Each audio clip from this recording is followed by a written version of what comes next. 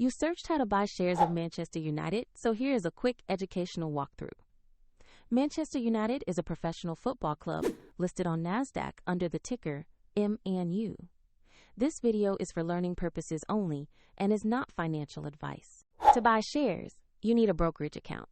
I use eToro as an example to show the steps. After registering, you will need to verify your account, usually by providing an identity document, and then add funds to your account. Use the platform search bar and type the ticker MANU to find the listing. Make sure you select the correct Manchester United stock from the results.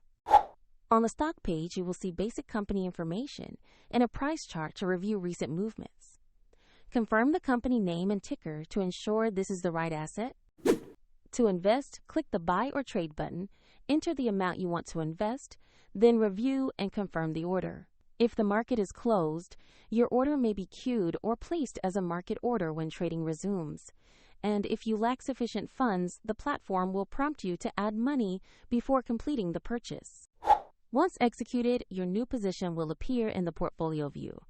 Check the description below for the eToro link if you want to follow the same example.